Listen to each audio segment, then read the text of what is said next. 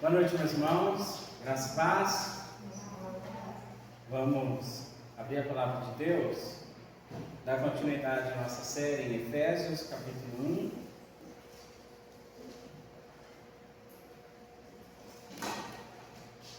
Efésios, capítulo 1, a partir do verso 15.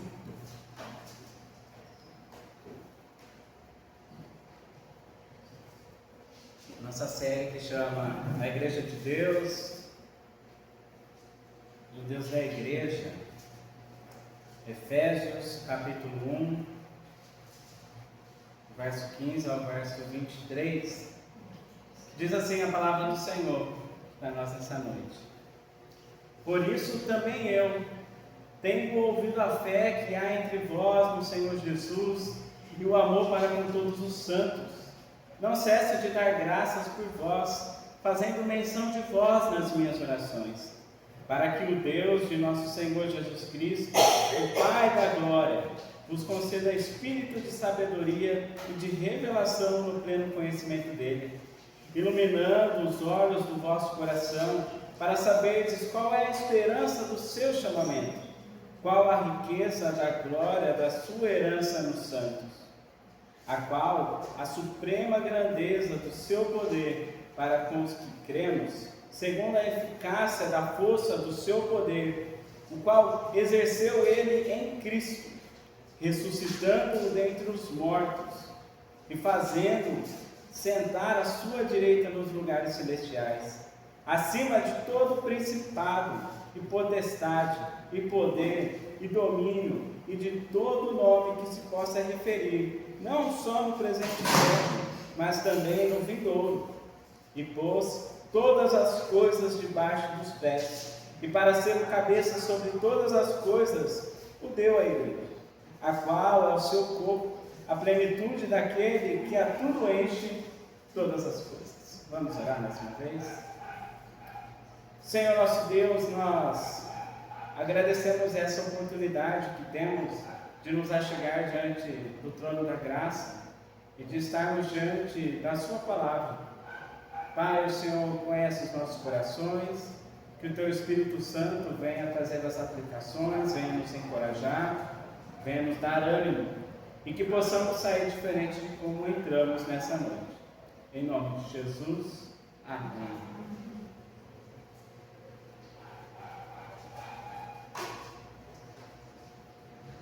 Meus irmãos, não é nenhuma novidade, o ser humano tem um anseio por grandeza.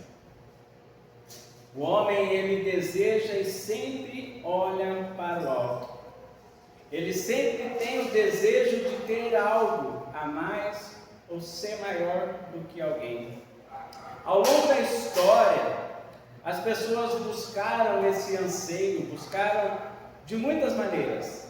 A gente pode ver que buscaram esse anseio por grandeza na ciência, nos esportes, na arte, na política e nas grandes aventuras.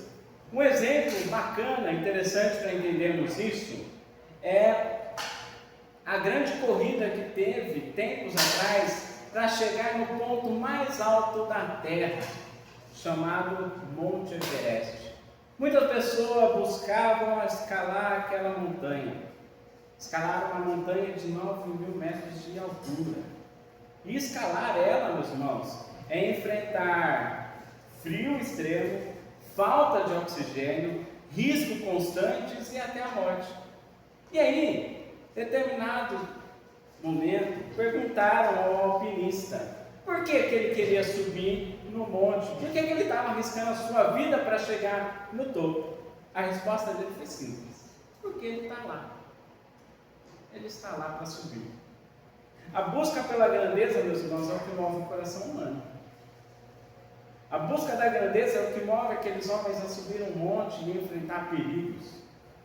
E as Escrituras, meus irmãos, nos conduz a uma grandeza muito maior.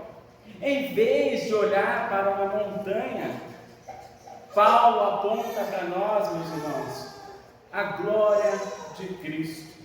No texto de hoje, que nós vamos ver, Paulo nos mostrará que existe uma realidade infinitamente mais elevada: conhecer a Deus, compreender a esperança do nosso chamamento e experimentar o poder que Deus exerce em Cristo Jesus em favor e por meio da sua igreja. E esse relato, meus irmãos, vem logo após ele demonstrar que a igreja, os cristãos, o povo do Senhor, receberam de Deus toda sorte de bênção espiritual. E nós vimos isso no domingo passado. Essas bênçãos espirituais é a eleição, predestinação em amor, a adoção, a salvação, a redenção, o perdão, o entendimento da vontade de Deus, o selo do Espírito Santo. Então Paulo ele passa do cântico de louvor, porque Deus abençoou a igreja com todas as bênçãos espirituais. Agora ele passa para uma oração sincera diante de Deus. O seu anseio, meus irmãos, é que a igreja que foi abençoada por Deus venha aprofundar no relacionamento mais íntimo com o Senhor e venha experimentar de forma mais clara e profunda tudo aquilo que eles receberam no Senhor. Em outras palavras, aqui para a gente entender, Paulo entende que não basta apenas saber e receber essas verdades, do verso 3 ao verso 14, mas ele vai mostrar que é necessário percebermos o quão ricos somos, compreender para viver a partir delas de forma correta. Paulo ele faz esse contraste agora para nós, da ação de Deus, um movimento de cima para baixo, onde ele abençoa a igreja. Essa oração nós vamos ver que é um movimento horizontal, onde a igreja abençoa uns aos outros, demonstra de forma prática. E hoje nós vamos olhar para essa oração e nós vamos tratar sobre a constante oração pela igreja. A constante oração pela igreja. A oração de Paulo revela para nós aqui o desejo do seu coração e o anseio que a igreja pode desfrutar. E ele traz 3 lições para nós. A primeira delas, meus irmãos, é que Paulo ele ora em gratidão pela obra de Deus na igreja. A partir do verso 15. Meus irmãos, eu vou ilustrar da seguinte maneira o que está acontecendo aqui. Imaginem um pastor. Ele precisou deixar a igreja que ele tanto amava profundamente. Durante anos ele ensinou, pastoreou, aconselhou, chorou, participou dos dilemas das suas ovelhas. Só que teve um dia que ele precisou partir. O tempo passou, meses viraram anos e anos viraram décadas. Mas aí, um certo dia, ele recebe uma notícia dessa igreja. Ele recebe uma boa notícia. Respondendo aos seus grandes questionamentos: será que a igreja permanece firme? Será que o evangelho continuou sendo o centro daquela igreja? Será que o amor entre os irmãos permaneceu? Ele recebe a notícia que sim. É isso que está acontecendo. Paulo, há mais de 5 anos, havia plantado essa igreja de Éfeso. E Paulo ele não tinha nenhuma notícia desde o momento que ele saiu de lá. E diz em Atos, capítulo 20, verso 19, 20, que diz assim: jamais deixou de anunciar e ensinar publicamente, ou de casa e em casa, o arrependimento e a fé no Senhor Jesus. Ele se despede da igreja dizendo essa verdade, que nunca deixou de anunciar e ensinar publicamente, ou de casa em casa, a respeito do arrependimento e da fé do Senhor Jesus. E ele parte para a missão. E quando ele recebe a notícia da igreja, ele se alegra. Paulo então ele inicia dando a razão e o motivo da oração. É que ele ouviu 2 boas notícias. A primeira delas, meus irmãos, é que a igreja ainda permanecia firme no Senhor Jesus. A igreja ainda estava firmada em Cristo Jesus. É o que diz o texto: tendo ouvido a fé que há entre vós no Senhor Jesus. Observe que a igreja de Éfeso estava demonstrando uma fé contínua, uma fé ativa, uma fé exclusiva em Jesus Cristo. Não foi na saída de Paulo que ela deixou de existir, ela permaneceu. E esse elemento, meus irmãos, da fé no Senhor Jesus é importante para aqueles que servem ao Senhor. Desde o Antigo Testamento, nós vemos que o relacionamento com Deus sempre foi marcado pela fé. Vamos lembrar? Abraão, diante da promessa do Senhor, ele crê e isso foi lhe imputado como justiça. Ele se tornou o pai de muitas nações. Nós vemos o povo do Senhor peregrinando no deserto e muitas vezes tendo que exercitar a fé e confiando em Deus.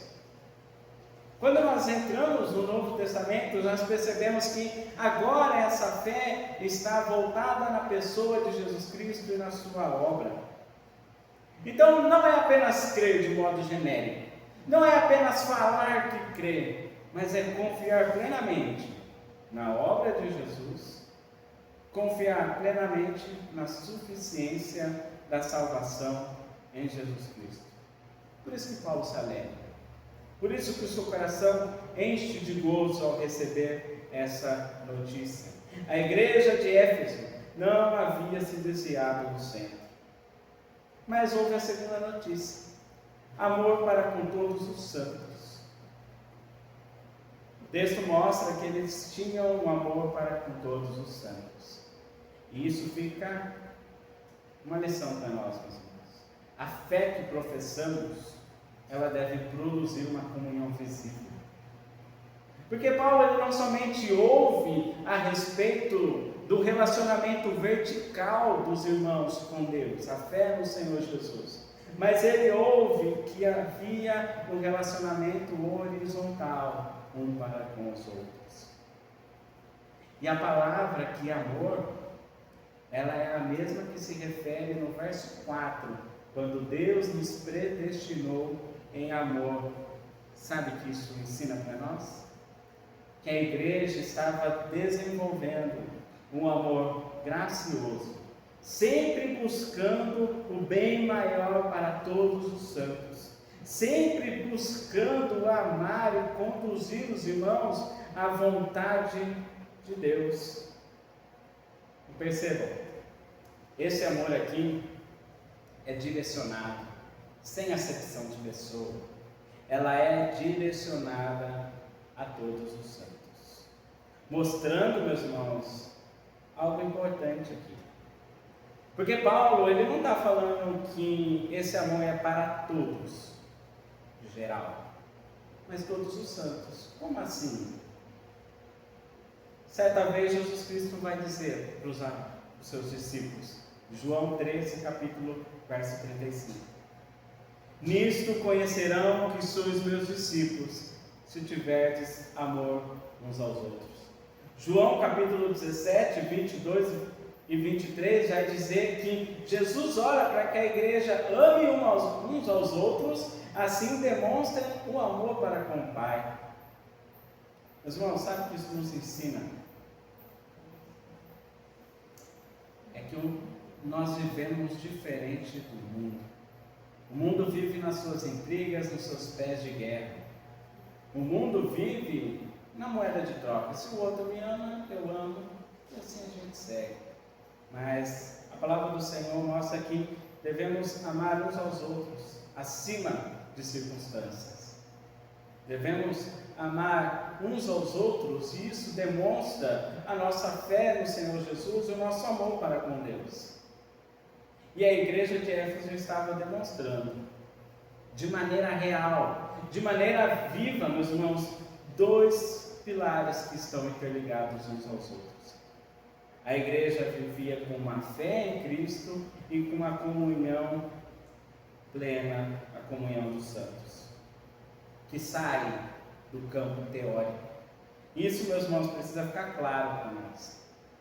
A gente precisa sair da teoria, demonstrando amor uns para com os outros, desejando ter a comunhão dos santos, e não ao contrário. E por essa razão, meus irmãos, Paulo fala: não cesse de orar por vocês, não cesse de dar graças a vocês. O que Paulo está dizendo aqui é que a partir do momento que ele ouviu essa informação, soube da continuidade do trabalho na igreja de Éfeso, ele passou a orar cada vez mais, constantemente, por aqueles irmãos.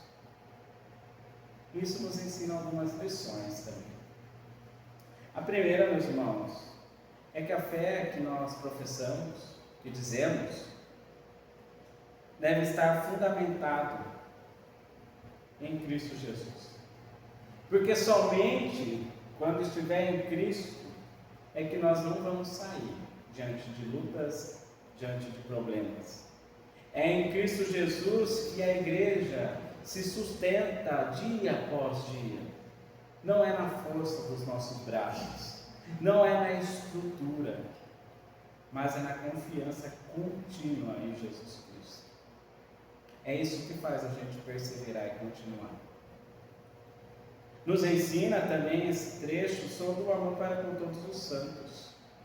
Mostra que essa fé não é algo estático, não é uma fé de apenas declarar que crê, mas a fé verdadeira ela se torna visível quando nós desejamos estar uns com os outros, quando nós desejamos conduzir o irmão à vontade soberana do Senhor, quando nós somos instrumentos de Deus na vida do outro, consolando, encorajando, animando. Enquanto o mundo vive nos seus conflitos, o povo de Deus é chamado para viver em amor uns para com os outros. Mas Paulo não se contenta em apenas orar com ações de graça. Ele também pede algo.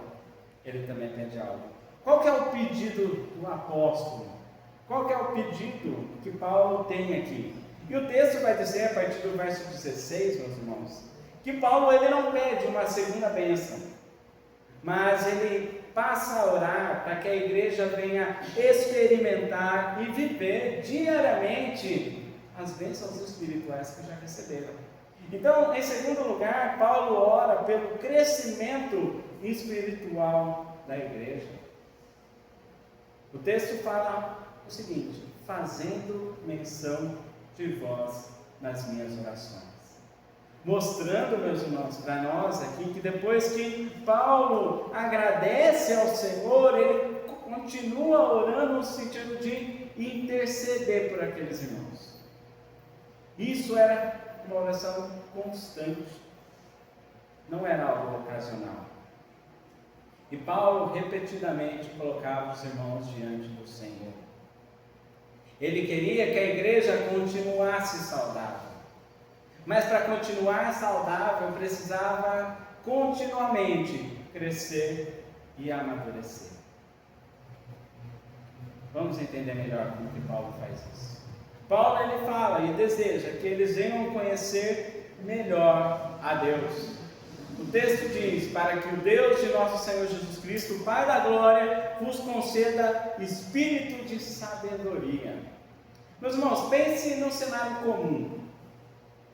Pense no seguinte cenário: uma pessoa ela pode estar cercada de riquezas e ainda assim viver como alguém pobre, simplesmente porque ela não sabe o que possui. Imagine alguém que herdou uma grande fortuna, mas que nunca leu o testamento. A herança existe, a herança está garantida, mas a sua vida não muda, porque não compreendeu aquilo que recebeu. É algo parecido que Paulo está trazendo aqui. Paulo, ele não vai orar para que a igreja receba novas bênçãos, mas para que eles percebam aquilo que eles já possuem. Ele pede que Deus conceda o espírito de sabedoria. E para quem esteve na escola dominical, vai entender qual que é a proposta de Paulo aqui. Sabedoria, meus irmãos, é a capacidade de enxergar a realidade como Deus a vê. entender a vida à luz das Escrituras e vivê-la diariamente.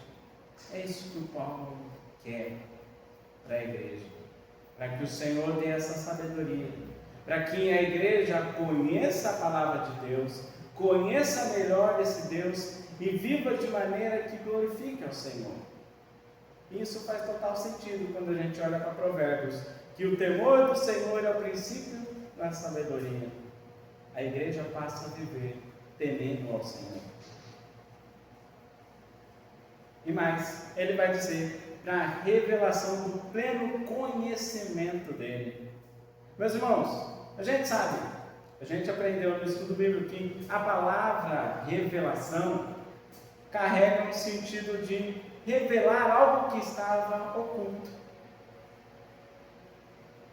Agora, a gente pensa, Paulo não está falando de descobrir Deus por investigação humana, mas ele está falando de Deus se dar a conhecer. Paulo, ele não está falando que não houve uma revelação da parte do Senhor em Cristo Jesus, mas Paulo está falando de um aprofundamento da salvação. Como assim?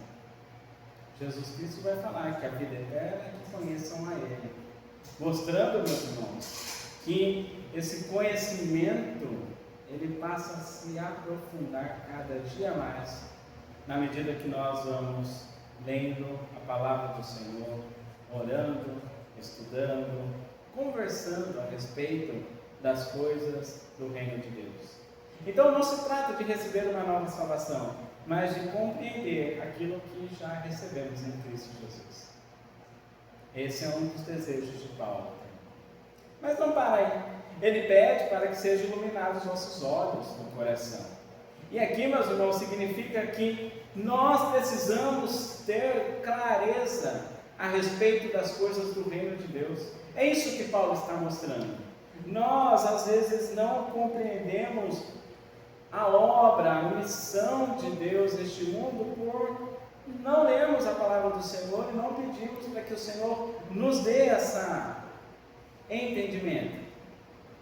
Paulo, ele fala para iluminar os olhos do nosso coração, é porque a nossa vida diária, a nossa vida comum, às vezes tampa aquilo que é prioridade. A nossa correria do nosso dia a dia nos ocupa tanto tempo que a gente esquece o que Jesus diz, que devemos buscar o reino de Deus em primeiro lugar. Por isso que iluminamos os olhos do vosso coração, é para que a igreja venha ter clareza a respeito das coisas do reino de Deus. Mas ele não para aí, meus irmãos. Ele não para aí. Paulo demonstra, meus irmãos, que ele deseja que a igreja compreenda algumas realidades do Evangelho. Paulo ora para que a igreja compreenda a esperança que nasceu quando Deus a chamou. E aqui ele não está falando de um sentimento vago, ou de um simples desejo de coisas melhores, mas ele está falando de uma esperança real e verdadeira na expectativa de Cristo voltar. A esperança aqui, meus irmãos, é estar na consumação da salvação, enquanto esperamos o dia da volta de Cristo. E eu quero citar John Piper aqui, um dos livros que eu usei para a monografia. Ele vai dizer assim: desperdiçamos a nossa vida se vivemos como os que não têm esperança, se sofremos como os que não têm esperança. Ou seja, meus irmãos, juntando Paulo e Piper aqui, Paulo está falando que nós somos chamados a viver uma esperança que não morre. Nós somos chamados a se agarrar numa esperança que dura por toda a eternidade até a volta de Cristo. E nós desperdiçamos a nossa vida se vivemos como aqueles que não têm esperança a respeito do futuro e do presente. Ao invés de nós estarmos seguros, confiantes, sem preocupação com o futuro, às vezes a gente age igual os ímpios. Por isso que o Pai fala que nós desperdiçamos a nossa vida se vivemos como os que não têm esperança. E se sofremos como aqueles que não têm esperança.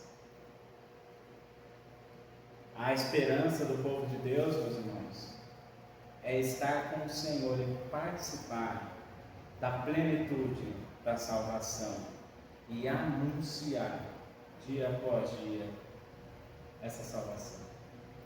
Mas ele não para. Ele vai dizer que nós precisamos compreender a riqueza da herança. Qual a riqueza da glória da sua herança dos santos? Numa frase tão pequena, meus irmãos, Paulo traz uma frase muito densa. E o que parece aqui é que ele está querendo abrir o nosso entendimento e ele está trazendo um argumento a respeito da salvação e da obra de Deus. Ele vai dizer com essa palavra aqui que a obra de Cristo, ela não se limita apenas ao perdão de pecados e ir para o céu, mas ela é mais abrangente. A obra de Cristo, a salvação em Cristo, implica também em algo rico, a riqueza da glória, no qual participamos da glória de Deus em Cristo Jesus. No qual significa a vida eterna, que não é algo somente futuro, mas é algo desde já. Um relacionamento contínuo deste momento presente. É a restauração de todas as coisas, no qual nós não tínhamos domínio sobre si, mas em Cristo Jesus, pelo fruto do Espírito, podemos ter o domínio próprio. A comunhão plena com Deus, a participação no reino de Deus. Mesmo Deus não precisando de nós, Ele nos chama a participar na história da redenção. A herança aqui dos santos, nessa frase, significa que a igreja não é um grupo qualquer. Nós nos reunimos como igreja, não é um grupo, mas um grupo. Vamos olhar, Israel foi chamado como penhor do Senhor. A igreja de Deus é o povo escolhido. A igreja de Deus é a família de Deus, é propriedade do Senhor, é herança preciosa para o Senhor. Então Paulo, ele ora para que a igreja entenda essas verdades. E quando a igreja entende a esperança do chamado, a riqueza da esperança, ela vai entender o poder que opera por meio dela. Porque ele vai dizer que qual a suprema grandeza do seu poder para com os que cremos, segundo a eficácia da força do seu poder, no verso 19. Paulo, ele não está falando de algo distante ou futuro, mas ele fala de um poder direcionado aos que creem. Esse poder aqui já está em ação na vida da igreja do Senhor. Esse poder que Paulo está dizendo é o mesmo poder que Deus opera milagres, é o mesmo poder que Ele usa em sua soberania para governar todas as coisas e o universo. É o mesmo poder que move a igreja e que transforma a vida de cada um. Por isso que Paulo, aos Romanos, vai dizer que o Evangelho é o poder de Deus para a salvação. Essa é a ideia, meus irmãos. Paulo ora para que a igreja se sinta encorajada a viver e a depender da eficácia do poder de Deus. Isso implica, meus irmãos, que a vida cristã precisa de um crescimento contínuo. Paulo, ele está escrevendo para crentes verdadeiros. Paulo está escrevendo para a igreja do Senhor, que ele denomina como santos e fiéis. Mas ele ora também para que eles continuem crescendo. Isso nos ensina que ninguém chega ao nível máximo de maturidade espiritual. Não importa quantos anos de igreja tem. A igreja saudável não é a que começou bem, mas a que continua crescendo no conhecimento de Deus. Esse é o foco de Paulo, para que a igreja conheça o seu Deus, que comprou com precioso sangue, que purificou com precioso sangue. E quanto mais conhecemos a Deus, podemos dizer que mais a nossa vida se reorganiza. À luz daquilo que Paulo está dizendo aqui, vamos avaliar um pouquinho a nossa vida espiritual. Vamos pensar. Como que temos usufruído as riquezas que temos em Cristo? Nós temos crescido no relacionamento íntimo com Deus? Como que nós analisamos a nossa vida cristã? Do tempo da nossa conversão até o tempo de hoje. Nós temos compreendido a esperança do nosso chamado, de onde Deus nos chamou, para o que Deus nos chamou e para onde Deus nos chamou.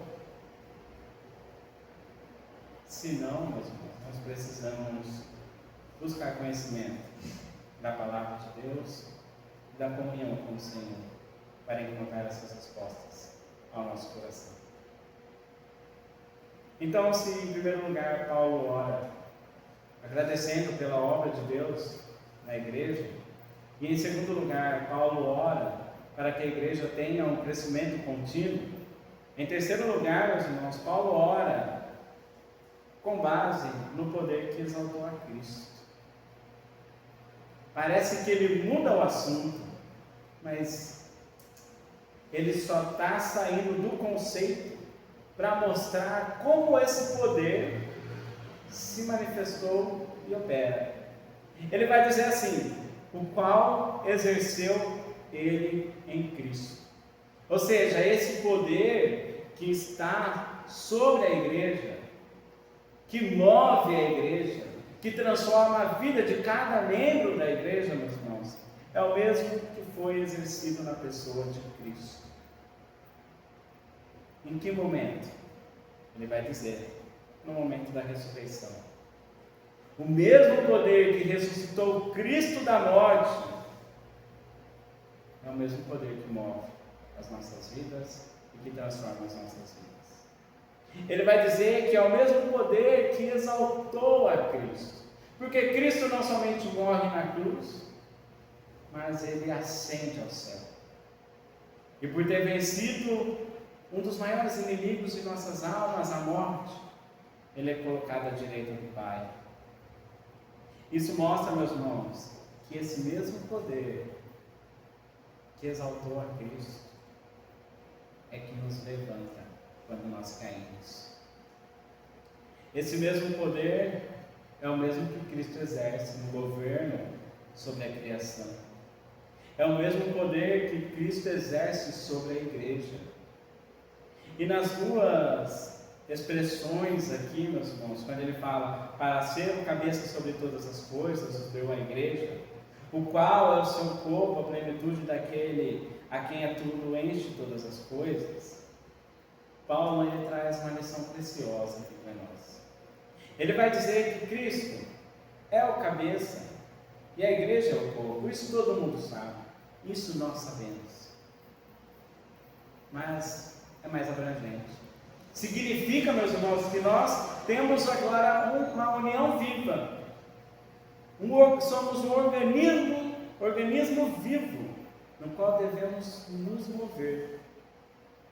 Não é ficar estático, ser unido a uma parede e ali ficar. Nós somos unidos a um corpo vivo, no qual a igreja não é apenas uma instituição religiosa, mas ela está organicamente ligada na pessoa de Jesus Cristo, no qual, ao termos Cristo como cabeça, nos mostra que somos dependentes desse Senhor. Para quê? Para direcionar a nossa vida. A igreja depende de Cristo, mas a igreja também tem a participação na vida de Cristo. A igreja vive daquilo que vem do Senhor Jesus. E o texto vai dizer que é a plenitude. Essa palavrinha aqui, a plenitude, que dá a ideia de algo que é preenchido. A ideia principal aqui, meus irmãos, é que Cristo, que reina sobre todas as coisas, Ele escolheu se manifestar por meio da sua igreja. Não significa que Cristo seja incompleto sem a igreja, mas significa que a igreja é o instrumento através do qual sua vida e seu governo se tornam visíveis. Ou seja, a igreja é o meio pelo qual Cristo torna a sua presença conhecida. Quando nós olhamos a oração de Jesus em João 17, nós vamos ver que Jesus ora falando que Ele manifestou a glória de Deus. Ninguém tinha visto a Deus, mas viram Cristo, logo viram a Deus. Como que a igreja chega a um conhecimento e a uma crença ao verdadeiro Deus? Por meio hoje da igreja. Nós temos essa responsabilidade, meus irmãos, de manifestar a glória de Deus, pois Cristo manifesta a sua presença na sua igreja. Logo somos chamados a proclamar essa verdade. Então, Paulo, ele começa orando, agradecendo, e agora ele termina a oração, meus irmãos, mostrando quão gloriosa é a posição da igreja.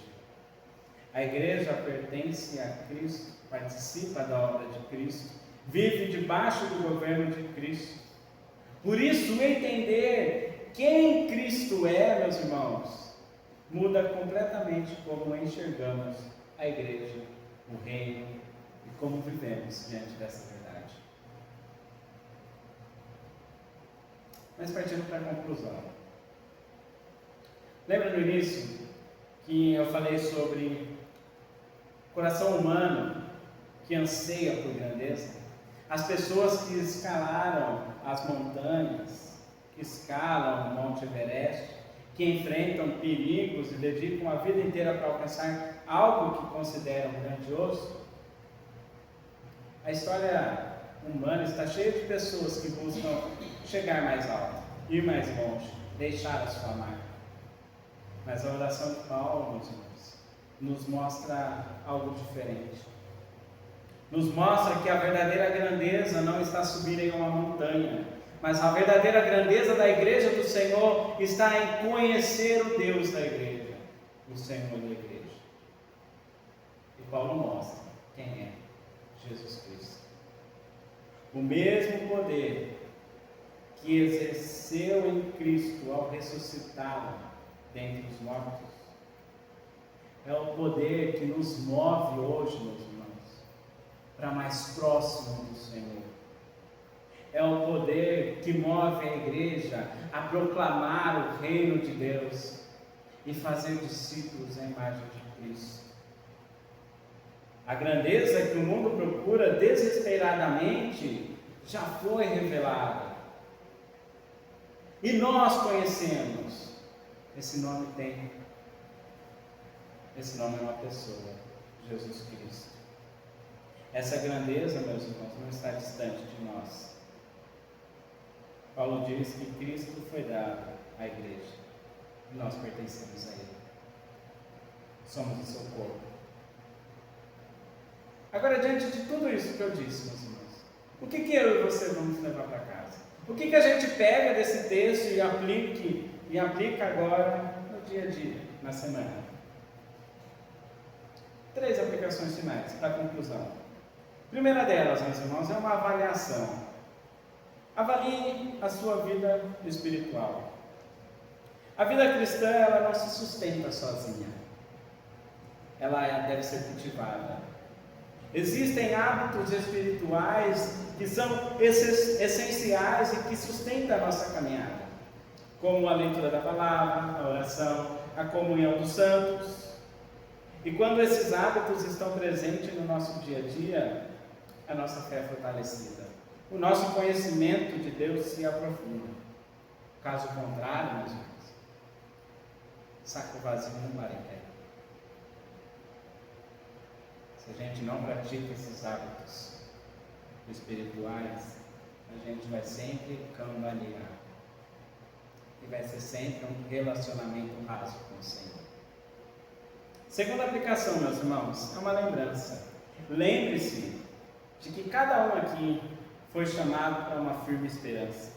O chamado de Deus não nos deixa à deriva, de qualquer jeito, vivendo neste mundo. Em Cristo Jesus, recebemos uma esperança segura. Não é algo incerto, mas é a convicção de que Deus cumpre aquilo que Ele prometeu na sua palavra. E essa esperança nos sustenta nas lutas, orienta a nossa vida quando nos vemos perdidos e aponta para o futuro que Deus preparou para cada um de nós. Em terceiro lugar, examine também onde está a sua fé. As bênçãos espirituais que Paulo traz no início do capítulo 1 só podem ser realmente experimentadas quando a fé está em Cristo. Não é possível viver a vida cristã confiando em si mesmo, em pessoas ou circunstâncias. A pergunta final é: onde você tem colocado a sua fé? Somente em Jesus encontramos a vida, a esperança e o poder para perseverar e prosseguir. Onde você tem colocado a sua fé? O que eu e você vamos levar para casa? Vamos orar, meus irmãos? Senhor nosso Deus, louvado seja o Senhor por olharmos a Tua Palavra e vermos o quão rico em Cristo Jesus somos, o quanto amado nós somos. Que possamos, ó Deus, nessa noite, ao olhar para o texto, possamos buscar conhecer, experimentar, viver tudo aquilo que recebemos em Jesus Cristo. Nos ajude, Senhor, em nossas fraquezas. Que o poder que foi exercido em Cristo Jesus venha nos levar para mais próximo do Senhor. Venha nos levar sempre aos pés da cruz. Que o seu poder, o poder do Espírito Santo, Pai, venha sempre nos trazer a convicção da esperança do nosso chamado, para que assim a nossa fé permaneça em Cristo Jesus e assim a gente possa perseverar, Senhor. Em nome de Jesus, Pai. Amém. Amém.